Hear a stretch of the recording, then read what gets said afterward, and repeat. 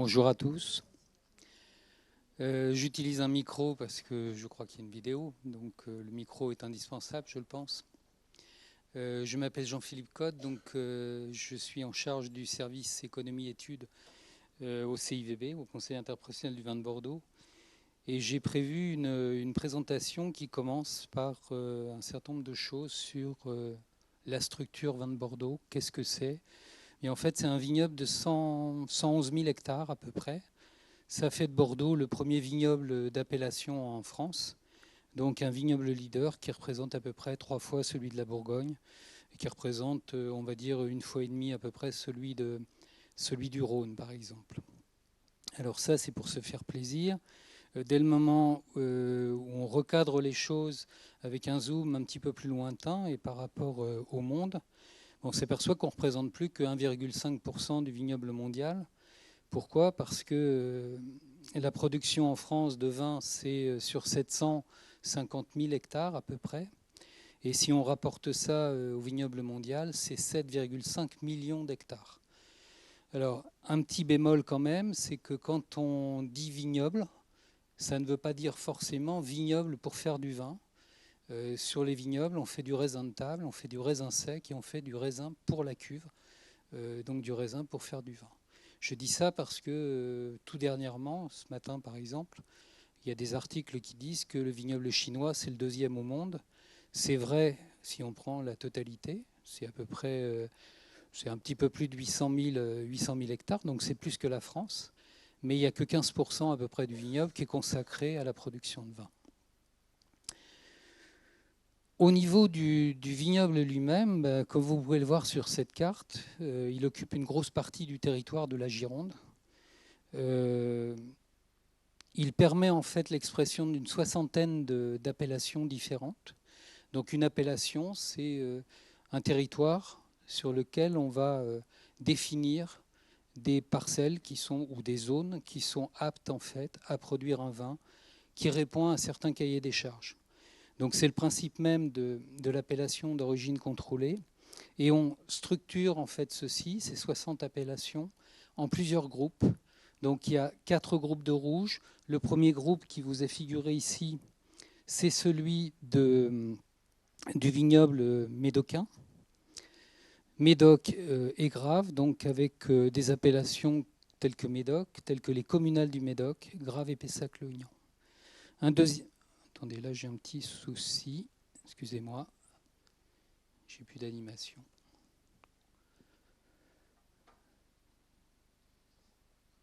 Oups.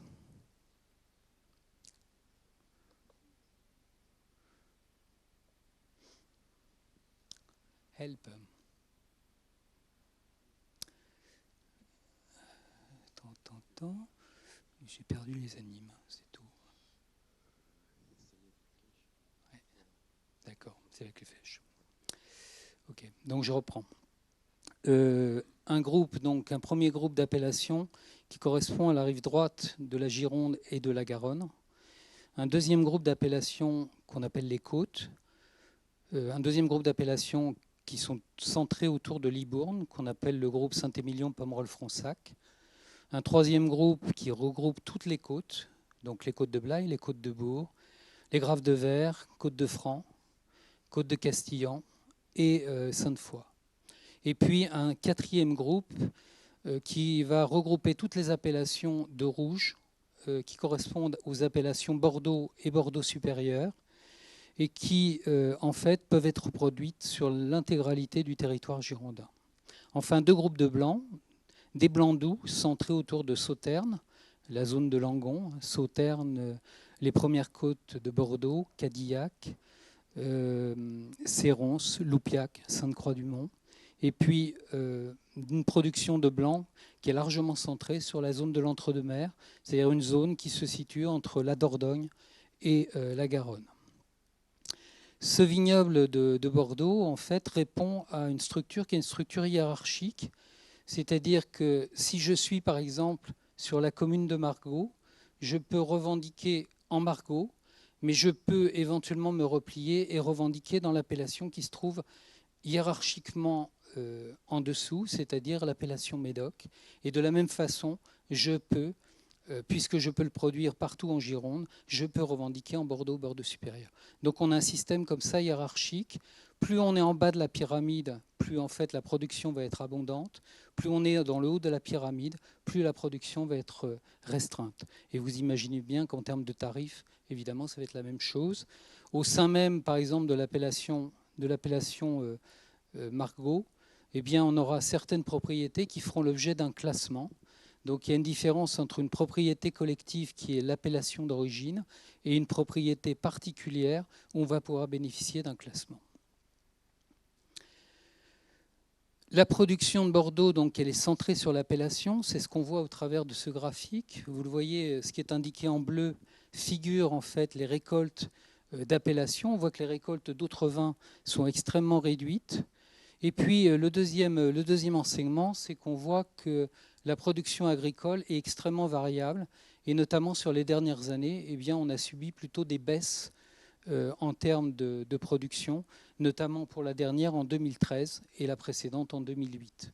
Alors ceci évidemment a un impact sur la commercialisation des vins de Bordeaux, qui a baissé de façon relativement forte, on le voit en 2008, puis à nouveau en 2013, simplement parce qu'on manquait de produits, on manquait de disponibilité. Le deuxième enseignement de ce graphique, c'est qu'on voit très nettement que si on compare la situation actuelle par rapport à la situation que nous connaissions il y a à peu près une dizaine d'années, eh bien, la partie croissante, c'est la partie export, c'est la partie qui est en vert ici. L'export représente maintenant 42% des volumes commercialisés en vin de Bordeaux. La France en représente 58%. Et en termes de valeur, c'est à peu près 50-50. Parmi ces volumes exportés, donc qui sont repris ici, il faut distinguer deux comportements différents, et notamment sur les périodes de croissance et les périodes de baisse récentes. C'est la situation de l'Union européenne et la situation des pays qui sont extérieurs à l'Union européenne, ce qu'on appelle les pays tiers. Et en fait, on peut observer que ces courbes se sont croisées. Les pays tiers maintenant pèsent beaucoup plus dans l'exportation pour les vins de Bordeaux que l'Union européenne, que nos marchés traditionnels. Et puis, deuxième constat, sur le très court terme, on voit que alors que l'Union européenne a tendance à diminuer les volumes de vins de Bordeaux importés, eh bien la croissance se redresse, les volumes se redressent en fait sur la zone des pays tiers. Si on détaille ces résultats sur les pays tiers, eh bien, ce qu'on peut observer, c'est que on a parmi tous ces pays, on a un pays qui dicte en fait l'allure de la courbe de ces pays tiers, c'est la Chine, avec, on le voit, une montée qui a été extrêmement brutale entre 2008 et 2011-2012, une période de baisse et puis une reprise que l'on connaît actuellement et qui se poursuit, puisqu'actuellement, à fin février, on se retrouve aux alentours de 500 000 hectolitres exportés. Donc, c'était le titre de la conférence, première destination à l'export pour les vins de Bordeaux. Mais il est clair qu'avec 500 000 hectos, on est très loin devant des pays comme la Belgique, pays comme l'Allemagne ou des pays comme le Royaume-Uni, qui sont aux alentours un petit peu plus de 200 000 hectolitres. Si on prend le cas de la Chine, eh bien c'est vrai qu'il y a eu une croissance assez prodigieuse, puisque si on compare les résultats 2015 par rapport aux résultats 2005, eh bien on a vu une croissance on a multiplié par 30 en fait les volumes. Et si on remonte à 20 ans en arrière, on a multiplié par 1000 en fait les volumes, c'est-à-dire qu'on n'expédiait quasiment rien vers la Chine, et on expédie maintenant 500 000 hectolitres. On est passé donc assez brutalement d'une situation où la Chine était un marché très secondaire à un marché qui maintenant est un marché essentiel pour les vins de Bordeaux. Donc de ce fait, bien, la Chine pèse très fortement dans nos exportations. Elle représente en fait 24% en volume et elle représente 15% en valeur. Et si on agrège à la Chine sa zone qui est sa zone, disons, d'ouverture, qui est constituée par Hong Kong, eh bien on voit que ça représente 28% en volume. Et comme Hong Kong représente autant de valeur que la Chine, ça veut dire qu'on est à 30% sur ces deux zones. Alors quel est le rôle de Hong Kong? C'était une zone qui était un protectorat anglais, qui est passée en fait sous zone chinoise il y a quelques années maintenant, il y a une décennie, plus d'une décennie, pratiquement 2 décennies. Et puis qui joue un rôle actuel de transit, et notamment pour les produits de très haut de gamme. Pour quelle raison? Simplement, les droits de douane en Chine sont de 14% à l'entrée pour les produits. C'est-à-dire qu'à chaque fois qu'un produit va rentrer, on va être obligé de verser une taxe de 14%. À l'entrée sur Hong Kong, il n'y a pas de droits de douane, il n'y a pas de taxes qui sont prélevées. Et donc, il est beaucoup plus intéressant de faire rentrer des produits qui sont fortement valorisés par Hong Kong. Et ensuite, Hong Kong sert de hub. Et en fait, ces volumes vont être après réexpédiés vers la Chine, vers le Vietnam, vers Singapour, vers toute l'Asie, en fait. Alors, quels sont les facteurs de développement en Chine? Eh bien, là, vous avez une courbe qui reprend la croissance du produit intérieur, le produit intérieur brut. Donc, je rappelle, le produit intérieur, c'est la somme de toutes les valeurs ajoutées. C'est ce qui permet de mesurer la richesse, en fait, accumulée par un pays. Et en fait, on le voit, en l'espace de 10 ans, eh bien, ce produit intérieur brut a été multiplié par 5, en fait. Le deuxième élément qui est relativement important, c'est que quand on décompose les revenus des Chinois, et on les découpe en fonction de ce qu'on appelle des quintiles, c'est-à-dire qu'on découpe la population en 20%, 20%, 20%, eh bien, quand on prend les plus riches, on voit la croissance, c'est la courbe que vous avez en violet, on voit une croissance extrêmement rapide de la population la plus riche, mais on voit aussi des croissances qui s'exercent sur les moins riches, les 20% les moins riches, que l'on appelle le premier quintile, et évidemment sur les tranches intermédiaires. Et deuxième information intéressante, c'est qu'on voit que si on projette le résultat du quatrième quintile actuellement, eh bien en fait, ça nous ramène à la situation que connaissaient les 20% les plus riches il n'y a simplement que 7 ans. 5 ans auparavant. Et si on prend le troisième quintile, eh bien, ça nous ramène en fait aux alentours de 2005, c'est-à-dire qu'en l'espace de 8 ans, le revenu moyen de ceux qui étaient les plus riches, les 20% les plus riches, est devenu le revenu moyen de la tranche intermédiaire, de la tranche moyenne en fait des revenus en Chine. Donc ça montre bien qu'on a, au travers de ça, une croissance des revenus qui permet l'émergence d'une classe moyenne qui va pouvoir s'intéresser à d'autres produits que les produits qui sont les produits de base. Le deuxième élément qui est relativement important, c'est que la Chine, c'est un marché énorme. Je rappelle, c'est 1,365 milliard d'habitants. Nous, on constitue que le 65 millions d'habitants, pour donner des éléments de comparaison. Et c'est une zone où la richesse a été accumulée plutôt sur la zone côtière. Et puis, au fur et à mesure des années, eh bien, on voit la croissance s'opérer au fur et à mesure au profit de territoires qui sont plus à l'intérieur de la Chine. Donc, quelque part, il y a un réservoir de croissance qui est relativement important et qui est lié à la taille de ce marché qui est en train de se développer depuis la côte vers disons, les zones qui sont les plus à l'ouest. Et le deuxième élément important, c'est le rôle des villes. C'est-à-dire qu'on a des villes sur ce pays qui dépassent très largement les 20 millions d'habitants.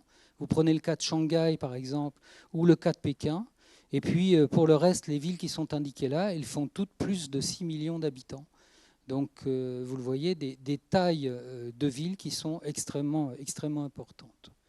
Alors, en quoi c'est relativement important? Parce qu'on constate une inversion actuellement en termes de population, comme on l'a constaté dans les pays occidentaux précédemment, mais il y a beaucoup plus longtemps. La population rurale décroît très fortement dans la population chinoise au profit d'une population urbaine. Et en 2010, en fait, l'inversion s'est passée. On a une population urbaine maintenant qui est plus nombreuse que la population rurale. Et le deuxième élément, c'est que si on analyse sur ces deux populations, population urbaine et population rurale, les sources en fait de dépenses pour ces populations, eh bien, il y a un poste évidemment qui va diminuer, c'est le poste alimentation. Je vous rappelle que dans cette période-là, on a multiplié de façon extrêmement forte les revenus. Donc il est clair que l'alimentation, de toute façon, l'estomac, au bout d'un moment, sature.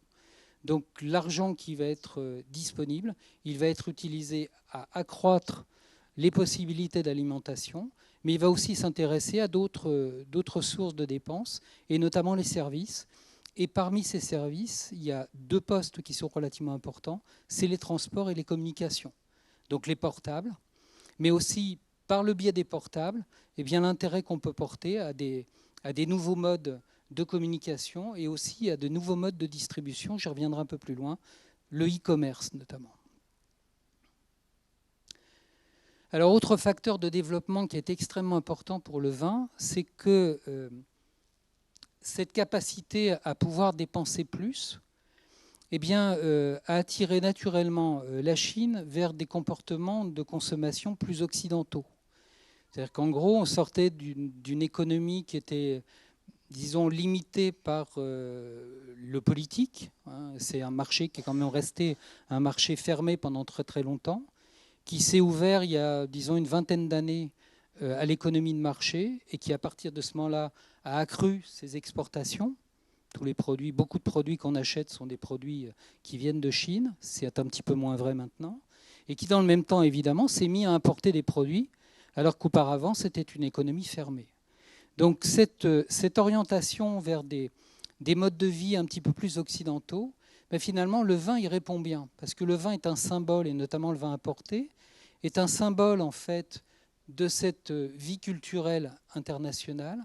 Et en plus, on va le voir sur un certain nombre de plans, il est parfaitement en symbiose, il fonctionne absolument parfaitement avec les valeurs de la société chinoise et sa culture et son histoire. Alors, plusieurs exemples en termes de dimension. La santé. La Chine, elle est réputée pour sa médecine, la médecine chinoise. Le yin et le yang, c'est-à-dire qu'il y a un équilibre qui doit toujours être trouvé dans sa façon de vivre. Et c'est vrai que la partie alimentaire, c'est-à-dire la nourriture, l'alimentation au sens large, eh bien, c'est quelque part aussi de la pharmacopée. C'est-à-dire que ça permet aussi de se guérir. Donc le vin a des réputations en termes de qualité sanitaire qui ont fortement aidé en fait à la pénétration des vins importés sur deux registres. Un registre qui est strictement celui de la santé. Il y a une émission américaine dans les années 90 qui avait établi ce qu'on a appelé le French Paradox. C'est-à-dire qu'ils se sont aperçus qu'en comparant des populations américaines et des populations sud-européennes, eh bien, nous, on mangeait du gras, on buvait de l'alcool, et finalement, on avait moins d'accidents vasculaires que les Américains, on avait moins de problèmes d'obésité, etc. Donc, il y a des qualités en fait qui sont reconnues, et notamment au vin rouge. C'est une substance qui s'appelle le resveratrol, qui est en fait un antioxydant et qui limite en fait ces risques d'accidents vasculaires et cardio. Le deuxième aspect qui a joué favorablement pour le vin, c'est l'aspect statutaire. L'aspect statutaire, on est passé, disons, d'un système d'économie politique relativement fermé, où en gros, pour simplifier, tout le monde se coulait dans le même moule, cherchait en fait du statut, c'est-à-dire à être reconnu au sein de cette société, généralement en utilisant l'argent, en utilisant des systèmes de cadeaux, etc. Et finalement, on passe à un système de statut où le vin peut être un véhicule pour montrer qu'on a des connaissances qui permettent de s'individualiser par rapport à cette société. Donc c'est une dimension qui est relativement importante dans la valeur sociale en fait, des échanges. Troisième élément, c'est la notion d'histoire. C'est vrai que le vin a une histoire, s'inscrit dans le temps. Ça fait 2000 ans qu'on fait du vin en Europe. Et finalement, la Chine est aussi un pays qui est un pays historique, avec une tradition, avec des empires, avec réellement un poids culturel dans la zone qui a été extrêmement important, qui s'est perdu pendant un certain temps et qui est en train maintenant de reprendre sa force. Et enfin, le dernier élément, et qui est tout à fait particulier à l'Asie, c'est que le vin, en fait, est aussi porte-bonheur. Alors particulièrement certains vins, il y a certaines couleurs qui peuvent être plus porteuses de bonheur. Il y a certains chiffres Il y a beaucoup de choses qui tournent autour de croyances en matière de numérologie. Et enfin, le dernier élément que je n'ai pas évoqué, c'est que sur l'aspect santé s'associe l'aspect beauté, c'est-à-dire qu'il y a de plus en plus de femmes qui vont être attirées en fait par le vin. Le vin, c'est un bon substitut à l'alcool. En gros, en Chine, on abandonne petit à petit le système disons des toasts, des kampai ou kampai, je ne sais plus comment on dit. Donc qui voyaient en fait des consommations d'alcool relativement importantes, et c'est remplacé par le vin qui a quand même, disons, des degrés d'alcool qui sont un petit peu plus légers. Et côté femme, ben, c'est un moyen de consommer de l'alcool, mais avec une notion d'élégance qui est beaucoup plus importante, et avec cette dimension sanitaire qui est relativement importante, et encore plus importante pour les femmes, même sur un aspect beauté. C'est-à-dire qu'on considère que ça fait du bien à la peau que de boire du vin. Je vous le laisse, vous en ferez ce que vous voudrez, mais pensez à Caudalie, par exemple. C'est une maison en fait qui vend des produits de beauté qui sont à base de pépins de raisin, par exemple. Alors, ce développement du vin en Chine, clairement, on a une population qui s'y intéresse de plus en plus, mais qui a accru sa consommation au-delà des capacités de la production locale. Donc, clairement, il a fallu importer du vin, et on le voit, l'écart que vous avez ici entre la production et la consommation. Ça passe donc par une importation qui représente à peu près 20 à 25% de la consommation en Chine. Une partie est en vrac, vous le voyez, à peu près un quart, et les trois quarts, en fait, sont constitués d'achats en bouteille. Alors, à quoi sert ce vrac ? En fait, ce vrac, il va servir à être associé à des vins locaux. Il va servir à la production de vins locaux. En gros, sur la zone qui vous est figurée ici, en Chine, il y a une zone de production. Sur cette zone de production, 15% des 800 000 hectares que j'évoquais tout à l'heure, eh bien, on a des entreprises, en fait, ce qu'on appelle des wineries, c'est-à-dire des entreprises qui fabriquent du vin à partir de raisins qui vont être des raisins locaux et des raisins qui vont être importés. Et en effet, quand on s'intéresse en fait, à ce qui rentre en Chine, eh bien, on s'aperçoit que 70% du vrac qui est importé passe par des ports qui sont des ports dédiés et qui, comme par hasard, se trouvent exactement sur le même parallèle que cette zone de production. Alors qu'en ce qui concerne la bouteille, eh bien, ça va rentrer par un point, préférentiellement, par un point qui va être plus central en Chine et qui correspond à une zone de consommation essentielle, à savoir la ville de Shanghai. Parmi les fournisseurs, la France est leader, très nettement, 31%. Mais ce qu'on peut voir, c'est qu'elle est maintenant talonnée par le Chili. Et le deuxième enseignement qu'on peut voir, c'est que si on a eu un redémarrage extrêmement important des importations chinoises en 2015, on a connu une période de ralentissement en fait, des importations. Et pendant cette période de ralentissement des importations, vous pouvez voir que le Chili, qui est figuré ici en bleu, eh bien, lui, il a continué à accroître sa part. L'explication, c'est simplement qu'il y a des accords, qu'on appelle des accords bilatéraux, qui ont été passés entre la Chine et le Chili, et qui permettent au Chili de faire rentrer en fait, ces produits sans payer de droits de douane, alors qu'en ce qui concerne les produits européens, on va payer 14%. Donc il est clair que, notamment sur la partie vrac, mais on ne le verra pas seulement, eh bien, ça peut être relativement incitatif. Donc en effet, quand on regarde le vrac, on voit que le Chili est avant tout un producteur qui alimente le marché du vrac pour faire du vin chinois. Mais quand on regarde les importations en bouteilles, ce qu'on peut noter, c'est que c'est elles qui ont se sont fortement accrues sur les dernières périodes. Et on peut voir que même si la France, là, est toujours majoritaire, avec 42%, tout au moins privilégiée, eh bien, on le voit, les Chiliens, dans le même temps, commencent à pénétrer également en bouteille et reviennent à peu près au niveau des Espagnols ou des Australiens.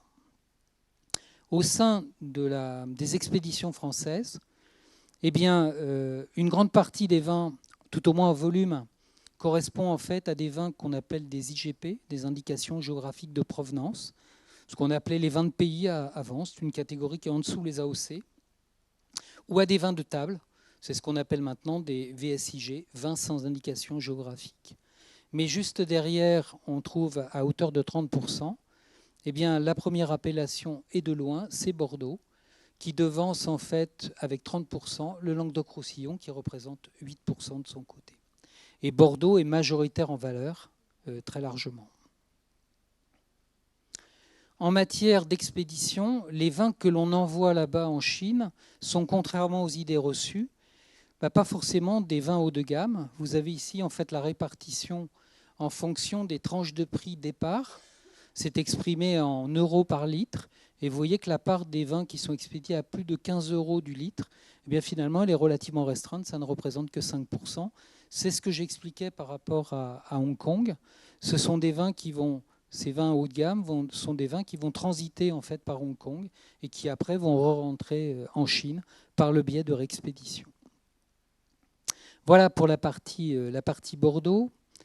On va maintenant venir sur des notions qui sont des notions un petit peu plus généralistes. Et on reviendra via l'image et via les éléments de consommation sur le comportement en ce qui concerne les vins de Bordeaux. Donc le premier élément quand même à noter, c'est que même si on a vu une progression en fait, des importations de vin en Chine, eh bien, le vin occupe quand même une position qui est relativement modeste. Là, c'est exprimé en alcool pur, de façon à pouvoir comparer les volumes de bière, de spiritueux et de vin consommés. Et vous voyez que dans ces conditions, le vin, ça ne représente que 3% de la consommation d'alcool en Chine. Donc ça veut dire que c'est un pays qui offre aussi, par ce biais-là, des capacités en fait, d'intérêt pour les vins, et particulièrement pour les vins de Bordeaux. Deuxième élément, on a réalisé une étude qu'on a restreinte pour des raisons de taille, on comprend bien, vu on n'allait pas interroger les 1 milliard 300 millions de Chinois. Donc on a restreint l'enquête aux 40% les plus riches dans 7 villes principales. Et même pour ces gens qui consomment des vins importés, vous le voyez, il y a 65% de ces gens qui consomment des vins importés, mais ils sont aussi consommateurs de vins locaux. Ils sont consommateurs de vins locaux à 76% de pénétration. Donc ça veut dire que quand on échantillonne des consommateurs, on ne devient pas consommateur de vin importé.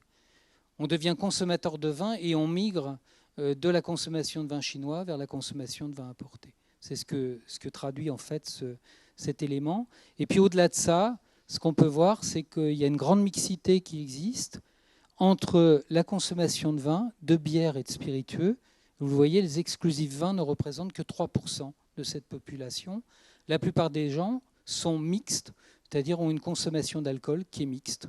Ce n'est pas très original, mais ça montre bien que là aussi, il y a des transferts qui peuvent s'opérer, des gens qui vont abandonner la consommation de spiritueux au profit de la consommation de vin. Le rouge reste très largement la couleur privilégiée par le consommateur chinois. Le rouge a une valeur symbolique qui est relativement importante. C'est lui qui a les qualités reconnues en matière de santé, donc c'est lui qui est préférentiellement consommé. La restauration supporte 40% de la consommation du vin, c'est assez important. Il y a un poids de la restauration qui est relativement important et qu'on ne doit pas négliger. Et puis quand on s'intéresse aux pénétrations, c'est-à-dire le pourcentage de consommateurs qui vont dans un circuit, eh bien on voit émerger en 4e position, derrière des circuits qui sont assez classiques, comme les hypermarchés ou les cavistes, eh bien on voit émerger en 3e et 4e position le duty free, c'est-à-dire la capacité éventuellement d'aller à Hong Kong, d'acheter des vins sur les bateaux, en suspension de taxes, donc c'est ça aussi qui est intéressant. Et on le voit au 4e rang, on voit émerger Internet, c'est-à-dire que le e-commerce est extrêmement important. Je pense que vous avez entendu parler d'un site qui s'appelle Alibaba. On parle souvent de la personne qui détient l'argent d'Alibaba, qui a acheté en fait des châteaux, etc. Mais c'est vrai qu'il y a une possibilité, il y a une réactivité des Chinois à ces circuits en fait, de distribution très modernes. En ce qui concerne la part qu'occupe Bordeaux dans l'offre, dans les différents circuits, simplement opposer les hypermarchés et supermarchés, où vous le voyez, la Chine qui est figurée en bleu représente 25% des références, quand Bordeaux n'en représente que 21%. Alors que sur les circuits spécialisés, par exemple les cavistes, eh bien la Chine n'est pas représentée, à 5%, alors que Bordeaux représente 31%. Donc on a nettement une prime sur les restaurants ou sur les circuits spécialisés, enfin, notamment sur les circuits spécialisés. Par contre, c'est vrai que c'est les hypermarchés et les supermarchés qui font les volumes avec le e-commerce, je le répète. Alors, comment le consommateur de vin s'intéresse en fait au vin? Là, il s'agit des résultats d'une enquête à qui on demande, consommateurs à qui on demande, est-ce que vous pouvez me citer en fait des noms de vins? Et on ne va pas plus loin, c'est-à-dire qu'on leur demande des noms de vins. Et ce qu'on relève, c'est s'ils ont répondu un nom de cépage, s'ils ont répondu, alors un nom de cépage, c'est une variété de vin, hein. C'est Cabernet, c'est Merlot, etc. S'ils ont répondu par une provenance, Bordeaux, France, Italie, Chine, ou s'ils ont répondu par un nom de marque, Castel, Penfolds, Château Lafite, je vais y revenir. Donc les scores qui sont indiqués là, c'est en bleu clair, c'est la première citation, c'est-à-dire ce qui leur vient à l'esprit. Donc on voit très nettement que ce qui leur vient à l'esprit, c'est le vin de marque, c'est un nom de marque. Dans le cas de Bordeaux, c'est un petit peu différent. Enfin, c'est un petit peu différent au niveau des scores de notoriété.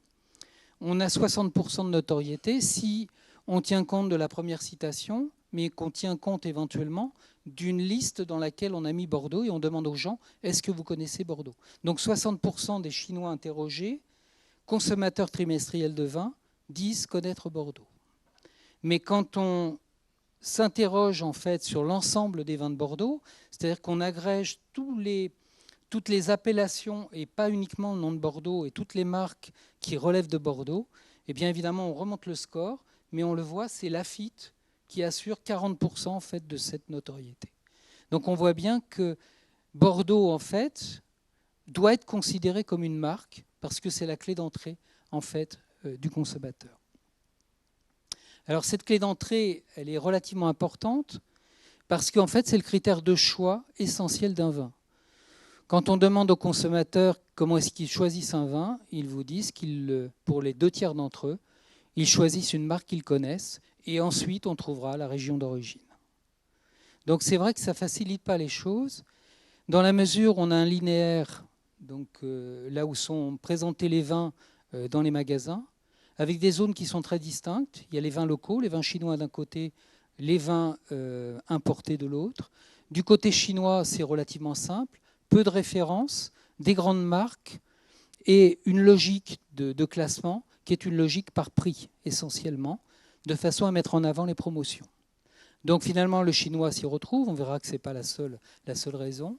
Et puis en plus, il y a un espace promotionnel relativement important qui met en avant les cadeaux qui sont possibles. Pour la zone des vins importés, c'est beaucoup plus confus. On a un beaucoup plus grand nombre de références, pas forcément les mêmes selon les magasins. Donc ça veut dire que le consommateur a très très peu de chances de s'y retrouver et a très très peu de chances aussi de retrouver le produit s'il change de magasin. Les choses compliquées ne s'arrêtent pas là parce que la difficulté, c'est le fait de maîtriser la langue du pays. Quand on a des étiquettes qui sont en français ou en anglais, le problème, c'est que le chinois, lui, il faut qu'il puisse lire. Une fois qu'il a lu, s'il arrive à lire, il faut qu'il puisse le prononcer, ce qui n'est pas forcément évident. Il faut qu'il puisse le comprendre. Et à partir de ce moment-là, on peut imaginer qu'il arrivera à le retenir et donc qu'il pourra racheter le même produit. Donc c'est d'autant plus compliqué quand vous êtes face à un linéaire où l'offre est fragmentée et où finalement vous manquez d'éléments visuels distinctifs. Donc c'est vrai que ce qui permet essentiellement de surmonter cet obstacle, c'est le choix quant à l'étiquette. Donc si on regarde la partie droite, je vous ai rappelé un certain nombre d'éléments de différenciation.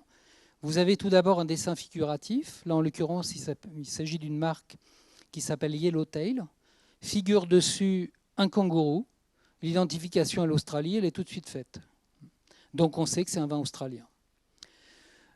Autre élément, là, qui est plus local, vous avez une étiquette avec un pictogramme. En l'occurrence, c'est la cloche du château d'Angélus. Donc ça, c'est facile à reconnaître, se rappeler, et donc éventuellement, si on a les moyens, de racheter. Autre élément éventuellement, toujours dans le dessin figuratif, c'est de faire figurer un château, par exemple. Et si on n'a pas fait figurer le château, on peut adopter ce qui vous est présenté en dessous, la forme métaphorique, c'est-à-dire avoir une forme d'étiquette qui rappelle le toit d'un château. Et enfin, dernier élément qui vous est présenté ici, on peut faire référence à la mythologie chinoise. Donc là, en l'occurrence, le hibou, qui était le symbole du fondateur en fait, de la Chine, et adopter des couleurs qui sont facilement assimilables et suffisamment distinctives pour que le consommateur chinois soit capable de le reconnaître. Une fois que ça c'est fait, c'est pas gagné parce que le deuxième élément, c'est le choix du nom. Alors le nom, on ne le choisit pas, c'est vrai pour nous comme pour les vins. Et donc je vous ai mis en bas, ici, sur la partie gauche, le cas du château Pipeau.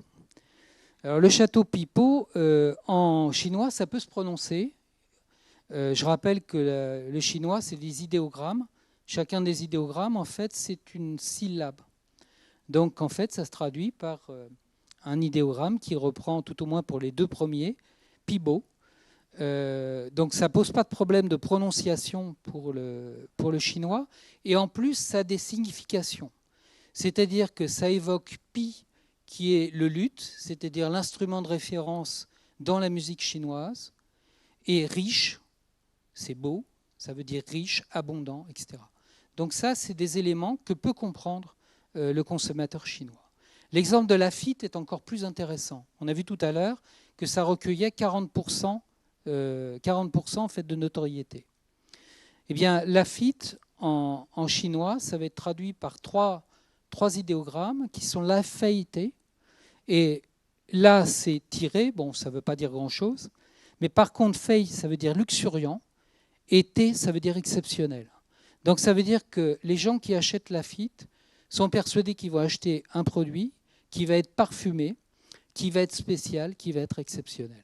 Et j'ai tendance à penser qu'ils ne seront pas déçus. En termes d'image, donc Bordeaux est quelque peu rassurant, mais comme on peut le voir sur ce mapping, on a rapproché en fait des affirmations d'un certain nombre de vignobles.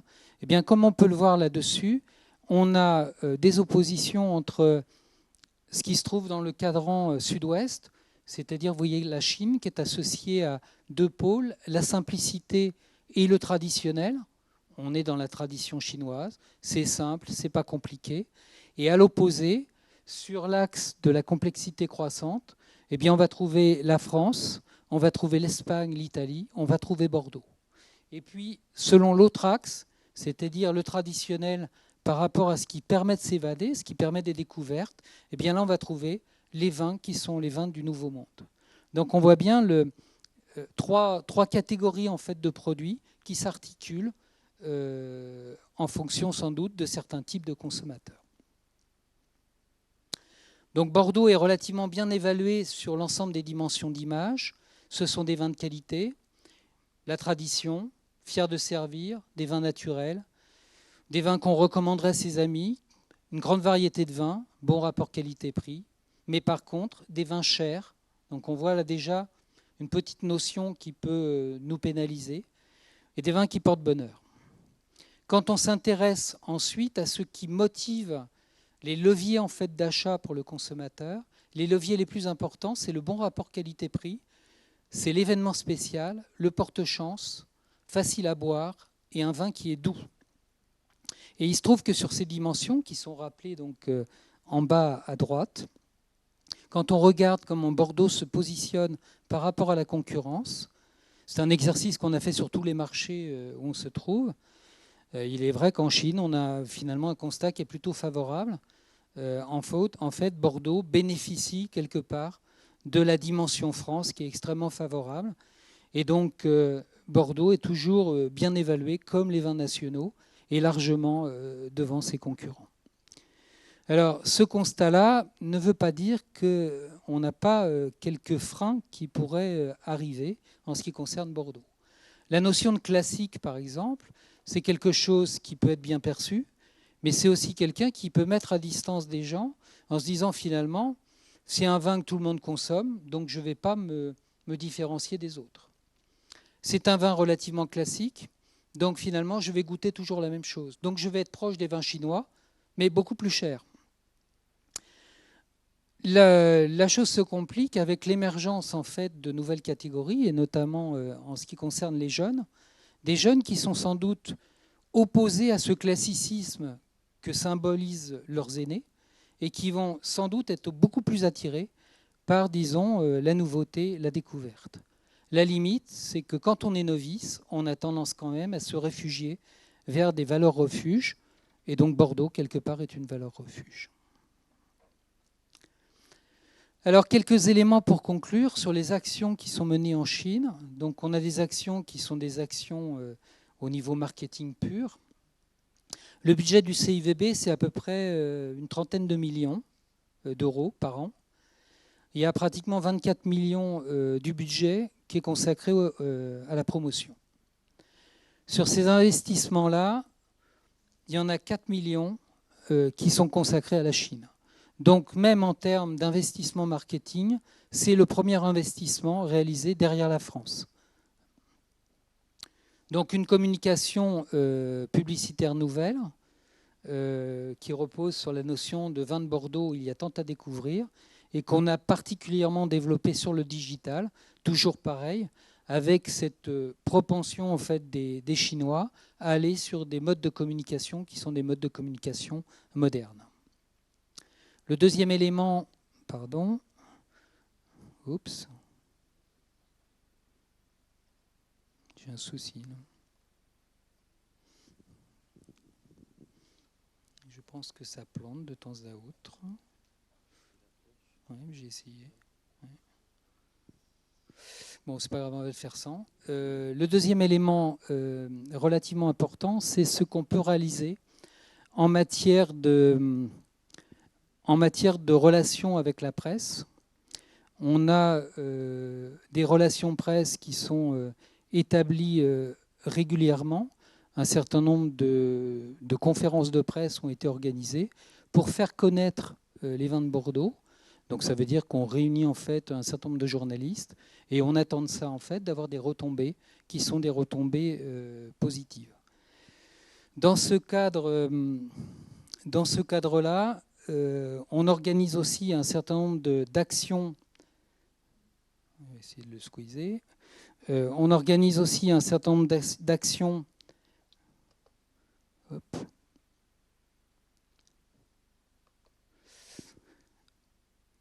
Auprès des acheteurs, donc en rencontrant des opérateurs locaux. Donc, par exemple, vous avez ici le cas d'une masterclass, c'est-à-dire qu'on a réuni un certain nombre de professionnels de la distribution à qui on explique les vins de Bordeaux, à qui on fait déguster une sélection de vins de Bordeaux qui sont présentés par des importateurs. Donc ça veut dire que les distributeurs, on les met en contact avec des gens qui sont susceptibles de leur proposer en fait des vins de Bordeaux. Et puis, tout à l'heure, j'ai parlé des groupes d'appellation, des 6 groupes. On organise aussi, ou on facilite l'organisation d'événements qui sont réalisés par chacun de ces groupes, les médocs et graves, les vins du Libournais, les blancs secs, les blancs doux, de façon à ce qu'ils aillent rencontrer eux aussi des responsables de la distribution. Et là, vous le voyez, par exemple, dans le cadre des vins du Libournais, un Saint-Émilion, Pomerol-Fronsac, eh bien, en 2015, ils ont rencontré 800 représentants dans 5 villes différentes de Chine. Enfin, autres éléments, des éléments qui permettent des formations, donc des formations aussi bien auprès des professionnels que du grand public. On a une école du vin qui existe ici à Bordeaux, mais qui a été déclinée à l'international. Et vous le voyez, sur un petit peu plus de 200 formateurs dans le monde, il y en a 55 qui ont été accrédités en Chine.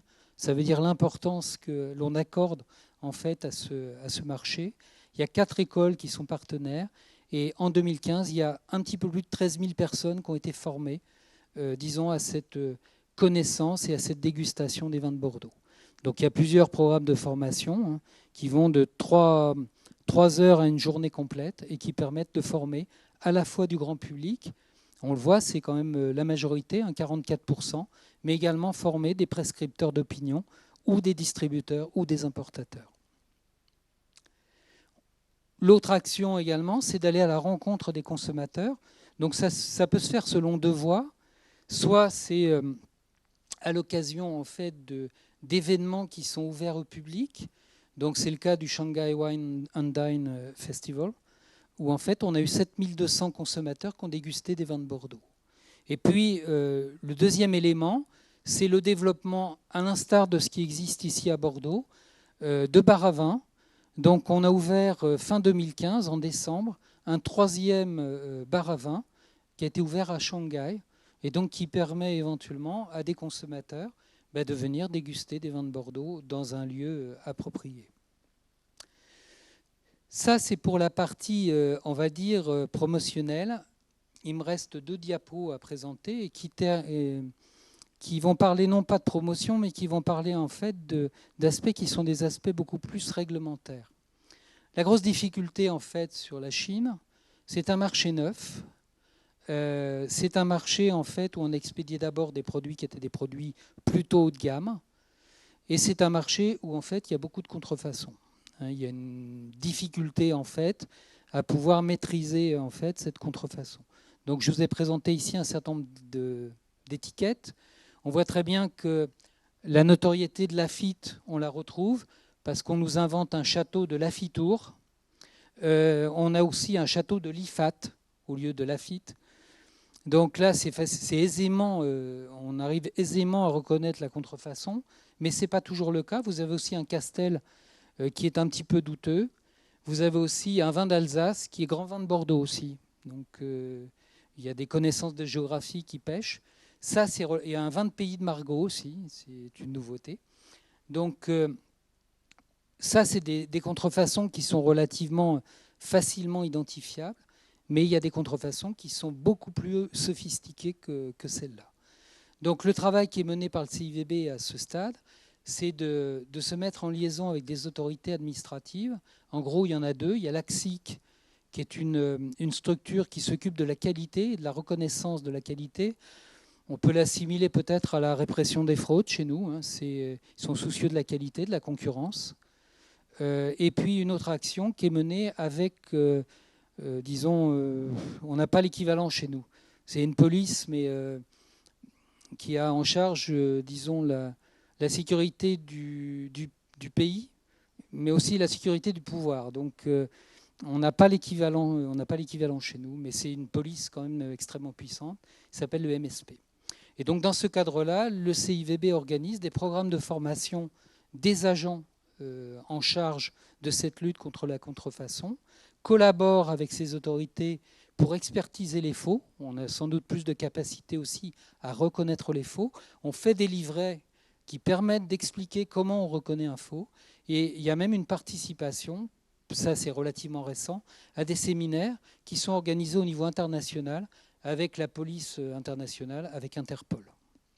Et enfin, le deuxième type d'action qui est menée, toujours dans ce même registre, c'est protéger l'usage de nos appellations. Donc on a une appellation déjà qui a été reconnue, c'est l'appellation Bordeaux. Comme je vous ai expliqué, il y en a un certain nombre d'autres, il y en a 60, mais quand j'ai dit 60, j'ai décliné les couleurs. En fait, il y a 45 appellations qui restent à reconnaître, dont le dossier est actuellement en cours et dont on espère bien que d'ici la fin de l'année, on aura des solutions. Et enfin, il y a des réflexions pour essayer de mettre en place des sceaux qui permettraient de garantir que le produit vient bien de Bordeaux.